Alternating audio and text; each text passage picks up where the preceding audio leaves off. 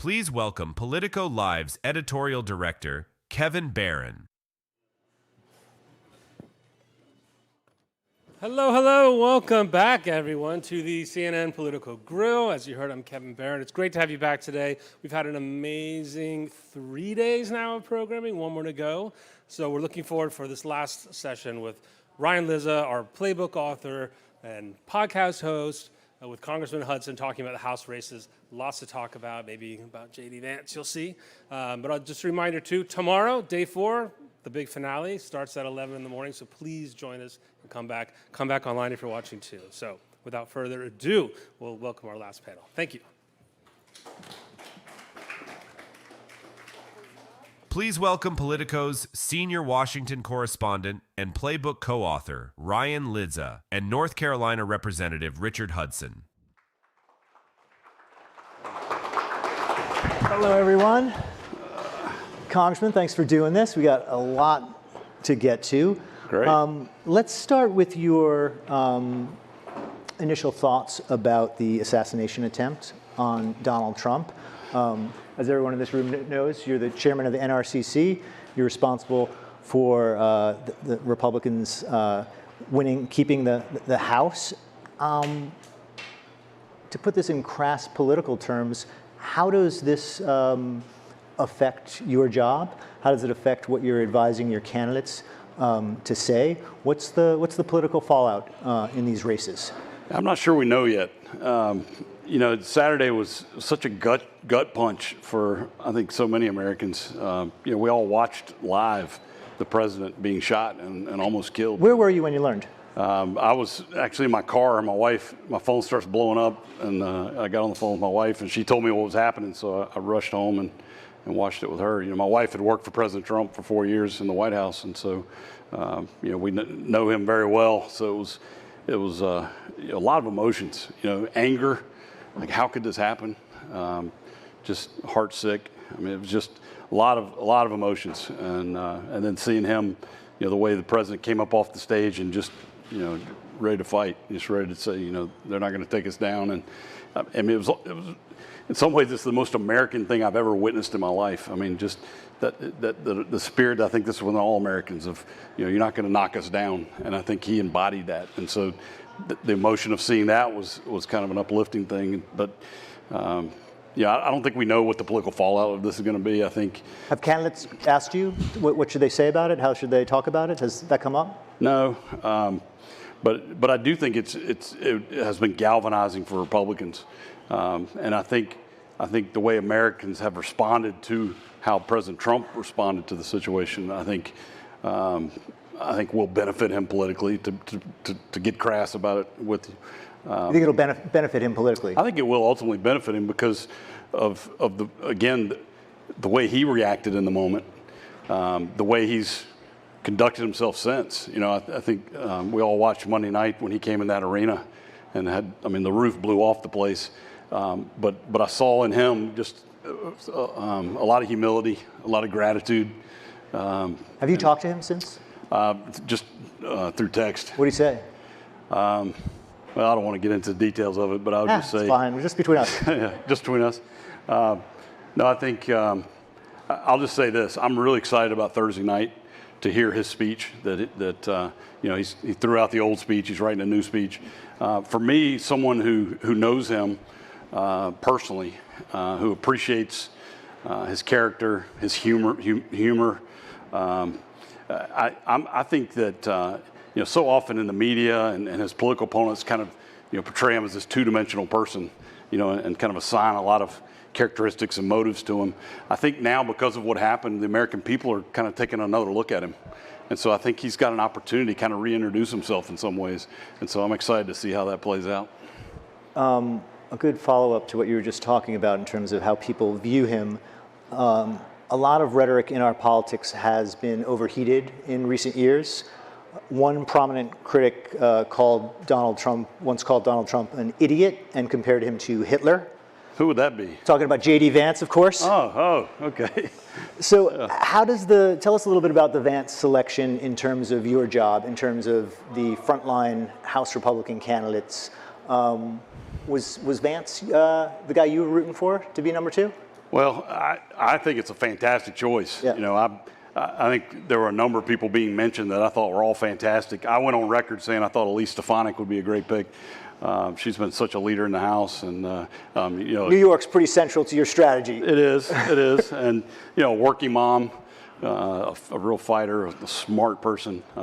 So that was kind of my pick. She would have helped you with these suburban districts. Yeah, I think she would. But I think JD Vance is a fantastic pick for us because, I mean, this is a guy who embodies the American dream.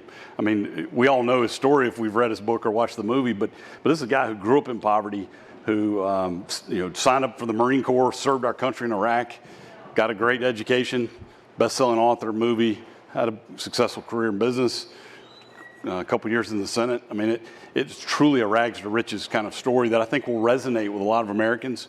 And I think particularly in some places where, you know, the president needs the votes and where I've got some competitive seats like Pennsylvania, Michigan, North Carolina. Anything in Ohio? Any House races in Ohio that help you help on? I mean, I think it just absolutely sets Ohio on fire. I mean, I think the people in Ohio are going to be very excited to go cast a vote for their native son. And so that's certainly going to help Bernie Moreno. I think it's certainly going to help the 3 House races we're targeting in Ohio. So I think we'll see a real lift. I think it's also interesting to have the first millennial on a national ticket. Yeah. You know, I guess I'm an old man now. I'm the Gen Xer. You know, I'm Gen X too. It's really scary. Yeah, we've just been passed over. But no, I mean, I think there's a lot of young people out there who maybe aren't the greatest generation, though, truly. Gen X. Well, I represent Fort Bragg, and there was a greatest generation of 82nd Airborne, and so I won't go there. But I do think there's a lot of young people who aren't necessarily engaged in politics that may now engage because they see a young person. And you know, for guys, we see a guy with a beard, like that's pretty cool. I wish I could grow a beard like that. You know, it's, no, but I think JD Vance will draw a lot of new voters in for us and create some excitement. Do you want him campaigning for your candidates in California and New York? Absolutely. Yeah, you think he helps in some of those on Long Island and these other places? I'm from Long Island, so I know some of those districts well. You want him out there? And, absolutely.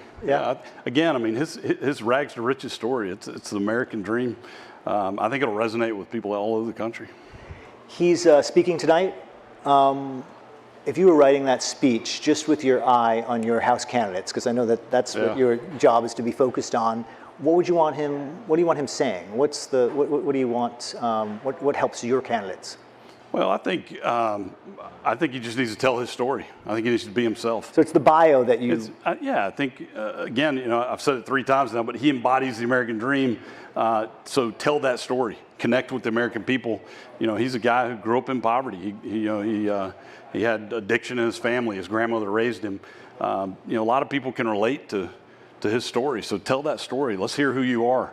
And you know, I think as far as our candidates, look, our campaign across the country is real simple. We're talking about the issues the American people care about, and it's right now they can't afford things that they need. If you're a young person, you can't afford to buy a house. If you're a parent, you're terrified about crime in your neighborhood. You're terrified about fentanyl. You know, a lot of people are concerned about the border. You're concerned about the Middle East and war. You know, these are all things that we're talking about. It also happens to be that Joe Biden's policies have either created these problems or made them worse. And so, you know, our entire strategy is let's prosecute the case on Joe Biden's record, and our idea is to make it better. There's a sense right now at this convention that Republicans are very united, that Donald Trump is sort of at the peak of his influence, at least within the Republican Party. He's polling pretty well in the swing states against Biden. You guys are coming in to Milwaukee in a pretty good place. Is there, what's the strategy to expand the House map, if there is one, to take advantage of the current political environment, or if it continues to improve? Well, you know, the map is small. Because of redistricting, you know, both parties have gotten really good at drawing very safe seats for themselves. And so if you look at 435 House seats, only 35 seats were won with 5% or less. That's a very narrow group of swing seats. That's your starting point. Yeah. And so, you know, in every one of those seats, whether it's our Republican incumbent who's fighting for re-election or we're going after a Democrat incumbent, those are going to be very close races. Every one of them is going to come right down to the wire. And because there's so few, there's going to be a lot of money spent in each one. You know, it's not going to be spread as wide. But now, you know, things are looking better for us. The polling looks really good, and so we're taking a look at what's that next tranche of districts. You know, we've laid down our spending. We've kind of put our marker out there of the races we're going to play in. By the way, most of our seats we're on offense. Most of the Democrats who want to regain the majority, most of their money is spent on defense, which is curious. What's that tranche, though? What do you mean? What's the next tranche of districts that might come into play? Well, you know, we'll see. We're going to do some polling and see kind of where we. What states? What districts? I don't know if I want to. Throw a couple out. Lift the skirt completely, but I would just say, you know, if you're. What region? Let's start with the region. If you're Biden plus 10, plus 11, plus 12, we're starting to, you know, we think we can win those seats now, and so I mean there'll be some pretty deep Biden districts where, you know, the key for me all along has been candidate quality. So we went out and recruited the best group of candidates we've ever had. And so there's a lot of places where you've got really tough seats, but I've got a really compelling candidate. I'll throw one out for you. Josh Harder's seat in California. You know, we've got Kevin Lincoln.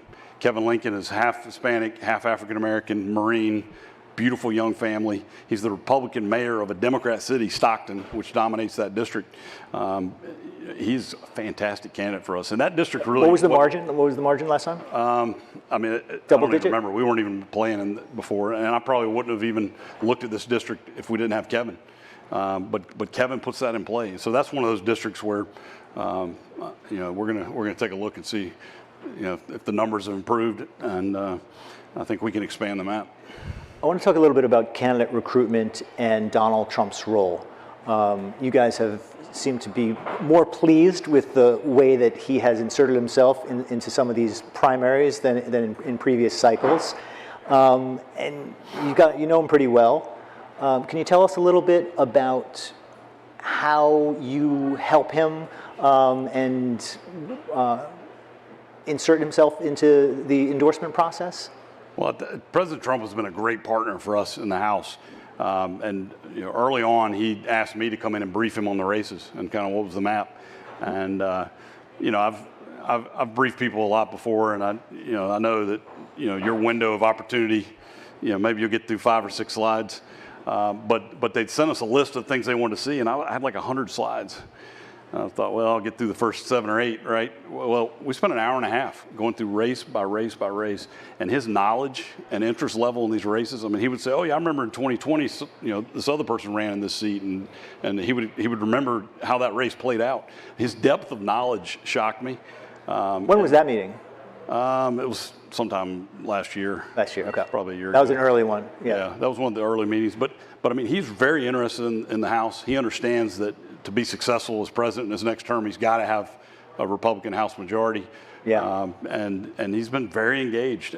But I mean, he makes up his own mind about these endorsements. You know, you can't tell him to do anything. But he seems like he listens to you and Mike Johnson. Well, I think he trusts my judgment. You know, but again, we sort of lay the scenarios out for him, and he decides what he's going to do. But he has been extremely helpful. You had another meeting this year, just a few weeks ago in Mar-a-Lago, with you and the Speaker and the President. Tell us about that meeting. Well, again, I don't want to get into details of what we talked about, but it was another meeting where we were sort of updating him on our races, and you know, he had some input and advice for us, and you know, these are good meetings, and you know, he's always fun to be around. He's a good guy. What was your favorite story from that meeting? I don't know. I don't know, because I don't want to get into the details of what I discuss with him, but it's always fun to be around, and Mar-a-Lago is such an amazing place. You know, it's you know, growing up in North Carolina, I'd never been to a place like that in my life. How many slides did you come in with this time? Less, because we had a few primaries left, so it was just kind of updating him on the primaries that are remaining. He made a bunch of endorsements right after that meeting. Was that the result of your work in that meeting? Yeah, I don't remember how many he made, but. You don't want to tell us anything about that meeting? Any other? No, not Sounds like really. you had a story on the tip of your tongue. He's No. a changed man. He's not going to be mad at you if you tell like one story. No, I enjoy my time with him, and I wish America could see the man I get to see. And I'll stay on message and say I hope Thursday night America gets to see that side of him. He's a warm, funny guy who loves this country, and he could be doing anything else right now. I mean, the guy's got plenty of money. He could be doing anything, and he's serving this country. He's putting himself in the arena. He's taking the slings and arrows from the critics. I have a lot of respect for the man. Some of your vulnerable candidates, there are things that they want Donald Trump to talk about, like the list of issues you just discussed, and other things that they don't necessarily want him to talk about. When you have conversations with him, do you sort of go through that strategy of like what's helpful from him and what's not? Not really, and I'm not sure. Nothing comes to mind when you say that. I mean, I think he was a very successful president. His first term, his policies were very popular, even with people that didn't like him personally. They like his policies, and that's kind of what he's running on again. Look, let's put the economy back together. Let's make our communities safe again. Let's engage in the world in an appropriate way. I mean, I think all these things he's running on are really good for our team. I think overall he's going to turn out the vote that's going to help us everywhere. I mean, I think he's a net positive in every state in the union for us, and I'm glad we're running on the same ticket with him. Well, there are some issues. I mean, I know from some of your House members that they don't think talking about whether the 2020 election was stolen or not is a good issue for them in some of these districts, right? Like stuff like that. Do you have a relationship with him where you can sort of walk him through what's helpful and what's not? Sticking to inflation, immigration, not talking about necessarily election denialism or impeachment or defunding the special counsel, like the things that. I don't think he needs to hear that from me. I think he's been very disciplined. I think in the rallies I've seen him, he's talking about the issues people care about, and he's running a very disciplined campaign this time around. I think he said in a recent interview that he's learned a lot. Having already had 4 years in the White House, he knows the players better. He knows the processes better. I think he'll be a much more effective president. I think he's been a better candidate, and I don't really have any advice for him. I think he's doing fine. In the last quarter, the Democrats did very well in terms of fundraising vis-a-vis some of your vulnerable Republicans. I think Senator Thune talked about, conceded that on the Senate side, they were moderately concerned about fundraising. How about on the House side? Well, the Democrats traditionally always raise more money than our team does. They've got structural advantages. And so, coming into this job, that's one of my concerns. And we worked really hard at fundraising. And we've had a couple of hiccups. Speaker McCarthy being vacated, he was the most effective fundraiser we've ever had. That really made a difference. It made a big difference. And, our online and our mail fell off a cliff during those several weeks of as we're trying to figure out who the next speaker was going to be. But Speaker Johnson, the first day as speaker, first full day was our best online fundraising day ever. He immediately hit the road. He's raised over $50 million, I think, for the committee. And our super PAC has done really well since he got on board. So we are doing well. I mean, the last quarter, second quarter of this year, we raised the most money we've ever raised as a committee in an election year, second quarter. Just so happens the Democrats raised about $7 million more. But our, $37 million to $44 million, if we can keep that close, I'm not concerned about it. But it's, we can't let them get so far ahead that they can kind of blow us out of the water. So we've got to continue this pace. We've got to continue to raise the money. But our team, our speaker, our leadership team, all the members of our conference have really leaned in, and I'm pleased with the amount of money we've raised. Let's talk about Speaker Johnson. Do you think he'll be the speaker after the election? I do.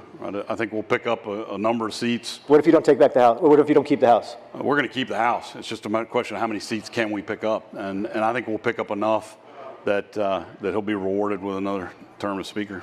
Are you supporting him as speaker no matter what? Yes, absolutely. Yeah. And you think if you lose the House, you think he still remains the leader of the GOP conference? He will not be speaker. That's true. Will he be the leader of the GOP conference? I don't know. We'll see. But I don't accept that we're going to lose the House. I think it's just a question of how many seats we can pick up. What do you think your margin will be after the election? Well, see, every reporter wants me to give a number. And if I give a number and we are one less, then I'm a big failure. So I'm not going to say a number, but I just remind you, I mean, there's a very narrow number of swing seats, and so we're not going to have these huge sweeping majorities that we've seen in recent history. So I think we'll have a good number of pickups. this is probably a little too early to think about, but do you think about what happens 2 years out from this election, and if Donald Trump is president and the sort of normal, backlash against an incumbent president and the party that holds the House often loses? Yeah, you thought about that? And I really haven't even thought about November 6th. I mean, I am so focused on the job in front of us. But now that you're making me think about it, I would say if we go in and do what we said we're going to do, and we really do bring this economy back, drive down inflation, make neighborhoods safer, secure the border, shut off this fentanyl flow into the country, I think the American people are going to reward Republicans in 2 years. Talking about 2024 again, in 2022, there's a lot of talk about a red wave. Yeah. Is there going to be a red wave in 2024? I don't think waves are possible anymore. I think the number of seats up for grabs there's just not enough. And so, I think you're going to see Republicans win at the White House, the Senate, the House, all the way down the ballot, because I think Joe Biden's policies have failed America, and the voters understand it. And we're campaigning on these issues, and we're offering an alternative view, and we're offering solutions to the American people, and I think they're going to give us a large victory. Let's talk about Biden a little bit. Is impeaching Joe Biden still a top priority for House Republicans? Well, my priority is beating a bunch of Democrat House members. I'm not on either committee that's handling that process. So I've sort of I said I'll let them handle it, and we'll get the report, and I'll read it and decide what to do then. So I'll be honest, I haven't really been involved in the details of that. I'm focused on this election. But your candidates in California and New York, they don't see impeachment as a priority, do they? You have to ask them. I mean, do you see it? If you're trying to help them, do you want an impeachment vote on Joe Biden between now and Election Day? Everything is going our way right now. The American people understand that Joe Biden's policies have failed them. We're offering an alternative that they seem to like. I don't necessarily want to change those factors right now. Yeah. But I will. If the Judiciary Committee comes back with a report that shows he's committed crimes that rise to that level, then we have a duty to do it. But we'll see. There's some talk by some of your colleagues about Biden not being able to carry out his duties because he's not mentally there. This is some of your Republican colleagues talking about asking the administration, the cabinet, to implement the 25th Amendment. I think I read about that in Politico. Yeah. What do you think of that? Are you there? Well, I mean that's not our role. It could be your role to advocate for it. Yeah. Well, look, the biggest cover-up in American history is every member of Congress has known for years that Joe Biden doesn't have the mental acuity to do the job. I mean, we've known that for years. And the Democrats in Congress have pretended like it's not true. And when any of us bring it up, they gaslight us and say, "Oh, you're lying. What do they call them now? Cheap fakes." I mean, all this. It's the biggest cover-up in American political history. And the debate exposed it. And now all of a sudden, oh my gosh, he has a mental acuity problem. Who knew? Well, you were with him last week. You know this. And we all know that he has this issue. But as far as I'm concerned, we need to stay focused on his policies. And this election needs to be about the policies that have failed the American people. The American people can decide about the mental acuity thing. I do think it is very cynical. You see some Democrats now saying, that he should step down. But then he should stay as president. So he doesn't have the mental acuity to be a candidate, but he should keep his finger on the nuclear code button. He's okay to go negotiate with Putin. That is so cynical. So I don't buy it when you see these Democrats in tough races all of a sudden saying, I didn't know he should step down as a candidate. Yeah. Well, if he should step down as a candidate, he's also not capable of being president. So, it's very cynical, and or he's completely fine. If he's completely fine, then you have said that your party is the defenders of democracy. So you're going to throw out 14 million Americans' votes in the Democrat primary and replace him because of your political interest? Who's subverting democracy now? So I take a very cynical look at these Democrats who are in tough seats that are now all of a sudden oh my gosh. Playbook reported this morning that there's some new polling that shows 5 different Democrats doing better than Biden against Trump in 7 swing states. This was a survey of 15,000 voters in 7 swing states. Mark Kelly, Wes Moore, Josh Shapiro, and Gretchen Whitmer all did better than Biden and Kamala Harris. Who would you rather run against if the Democratic Party forces Biden to step down as the nominee? I don't think it makes a difference because this election is about inflation, the border, crime, fentanyl. It's all the policies of Joe Biden. His vice president was right there with him every step of the way. If you insert Democrat B or Democrat C, they have the same policies. Do they? All right, let's play that out. Let's this hypothetical. What if tomorrow Mark Kelly is suddenly the Democratic nominee, not part of the Biden administration? Voted for the IRA, which flew through gasoline on the flames of inflation. He's voted against border security measures. It's the same policies. It's the same policies. Josh Shapiro, how do you run against one? Would it scramble everything if suddenly the Democrats replaced Biden?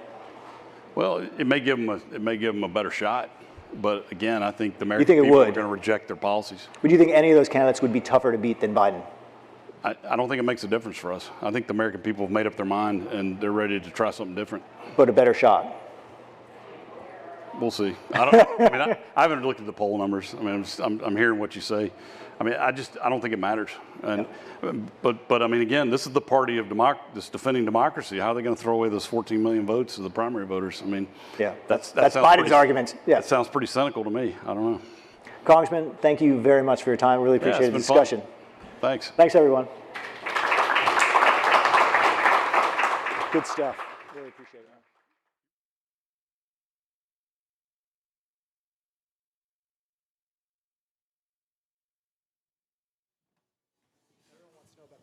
Thank you, Ryan. Thank you, Ryan. Ladies and gentlemen, thank you for joining us today. I'm Kevin Barron again from Political Live. I come with you with a special announcement. We've just made it public on our site. Closing out tomorrow's affair, we have Speaker Mike Johnson confirmed for the afternoon. So please come back and join us then. We have a great day. We have Governor Sununu in the morning. We have ambassadors from 4 different NATO member countries joining us to talk about that 1 week after the NATO summit. And much more. So thank you to all the guests today, all of our attendees, and we look forward to seeing you tomorrow. What time is the jump? 1:30. 1:30.